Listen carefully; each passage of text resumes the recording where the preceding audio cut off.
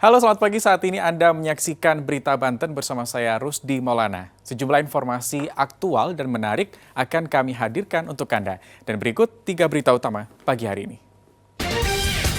Cabuli anak tiri oknum ketua RT ditangkap polisi.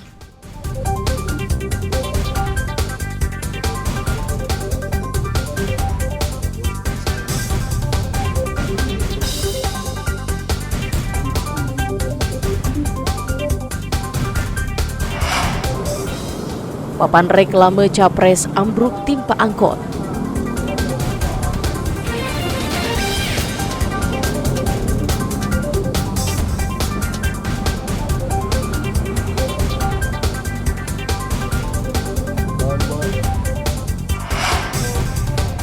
Ribuan warga mengajukan pindah TPS.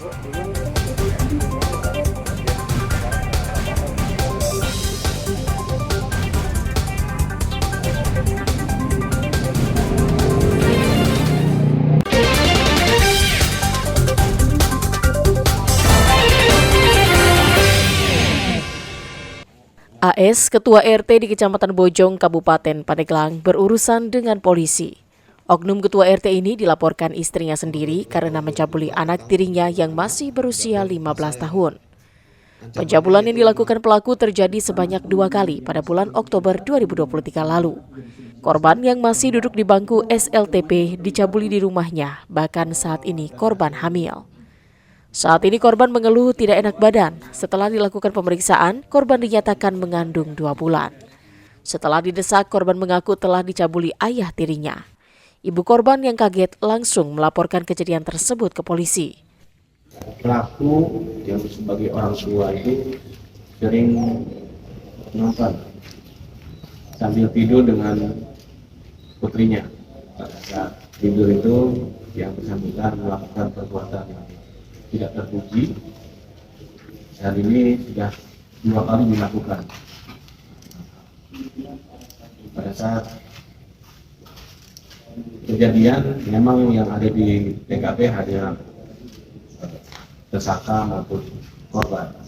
Pelaku yang sudah berumah tangga dengan ibu korban selama 12 tahun mengaku tertarik dengan anak tirinya karena sering melihat korban saat sedang tertidur.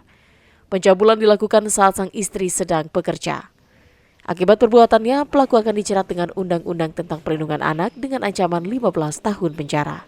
Ariel Maranus dan Andre Sopian melaporkan dari Kabupaten Pandeglang.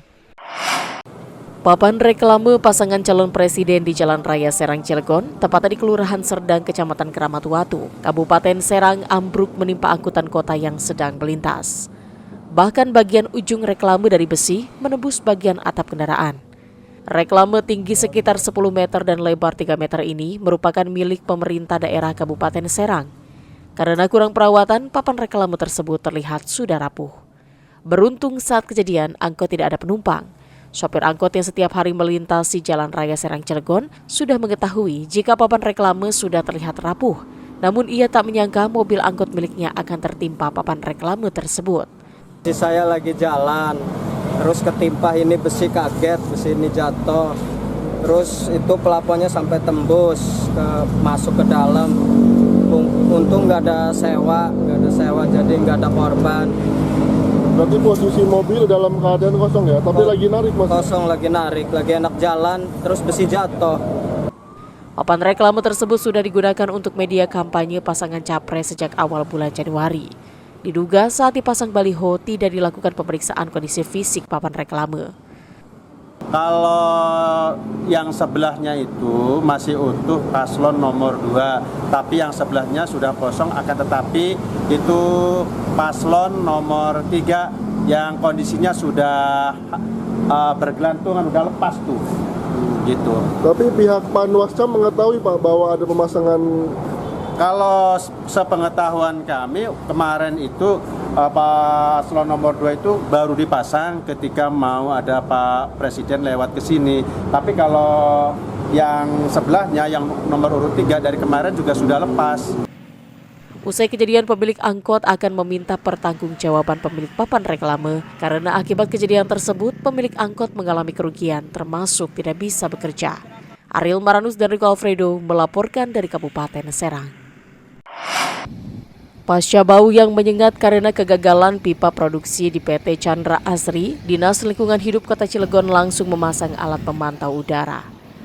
Pemeriksaan udara dilakukan pasca terjadinya kebocoran kimia yang menyebar di 5 kecamatan. 3 lokasi yang dipasang alat pemantau udara, yakni di sekitar PT Chandra Asri, Kelurahan Kepuh, dan Kelurahan Gerem. Meski ditemukan adanya peningkatan gas kimia seperti sulfur dioksida dan karbon monoksida, namun DLH memastikan jumlahnya masih berada di bawah baku mutu atau masih aman. Satu titik di site di Chandra Asri, kemudian yang kedua di lingkungan Wolongkara, dan yang ketiga di lingkungan Kelurahan Gerem. Berdasarkan hasil pengujian, ini kami utamakan untuk parameter gas. Ya.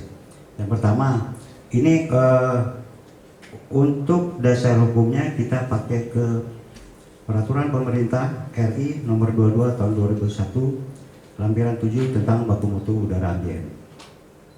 Data untuk udara ambien area Chandra Asri, 1. Sulfur dioksida SO2 untuk hasil 138, kita pakai baku mutu 150. Chandra Asri untuk di stop terlebih dahulu sementara sehubungan dengan menunggu hasil lab. Dan alhamdulillah rabbil alamin hasil lab tadi sudah dibacakan secara langsung ya secara detail oleh Kabid kami dari LH dan dari global ya, dan sudah terakreditasi secara keseluruhan, jadi bisa dipertanggungjawabkan. Intinya itu. Tapi di lapangan masih ada bau menyengat di... Itu kan case-nya bukan di LH gitu, di tempat yang lain, di dinas yang lain. Maksudnya seperti itu. Hingga saat ini, upaya perbaikan masih dilakukan pihak PT Chandra Asri dan operasional perusahaan masih dihentikan sementara. Sebagai naphtha cracker. Jadi naphtha cracker seperti Pak Satrio saya sampaikan, itu sudah totally memang shutdown. Nah, jika Bapak Ibu sekalian melihat di dalam Chandra Asri yang bagian kiri masih ada asap, itu adalah posisi boiler dan kemudian turbin, turbin untuk IGTG, jadi gas turbin, dan itu untuk menghasilkan listrik. Jadi semua listriknya tentu harus tetap jalan, memastikan kondisi lainnya juga bekerja dengan baik dan terawat dengan baik. Sepanjang hari Sabtu kemarin, bau menyengat dirasakan oleh warga yang tinggal di radius sekitar 15 km.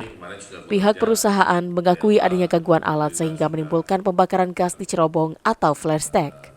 Ariel Maranus dari Alfredo melaporkan dari kota Cilegon. Di tengah panasnya persaingan calon legislator maupun calon presiden, keberkahan justru dirasakan pekerja pelipat kertas surat suara. Tidak hanya kalangan pemuda, sejumlah ibu rumah tangga pun banyak yang dilibatkan dalam pelipatan kertas suara pemilu di wilayah Kota Tangerang.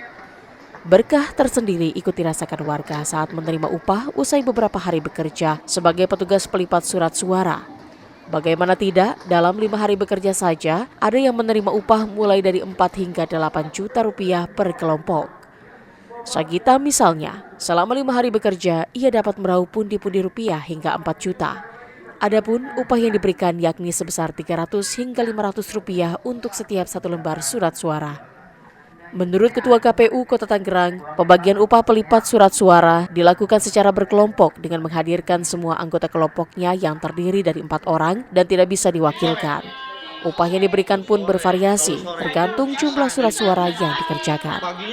Pemberian honor kita sedang melakukan hari yang ketiga pada hari ini, pemberian honor petugas sortir dan lipat yang melibatkan masyarakat kurang lebih di 2 gudang 800 masyarakat. Hari ini hari ketiga pemberian honor yang mereka bekerja. Untuk proses pembagiannya seperti apa, Ketua? Untuk prosedurnya bisa dijelaskan? Proses pembagiannya ini mereka datang ke kantor KPU di ritme 1-200 per hari, nanti per kelompok didata berapa yang mereka lakukan selama sekian hari, diberikan honornya. Ada sekitar 800 warga yang dipekerjakan sebagai petugas pelipat surat suara di KPU Kota Tangerang. Mereka dibagi di 2 lokasi, yakni Gudang Priuk dan Benda. Ariel Maranus dan Taufik Saleh melaporkan dari Kota Tangerang.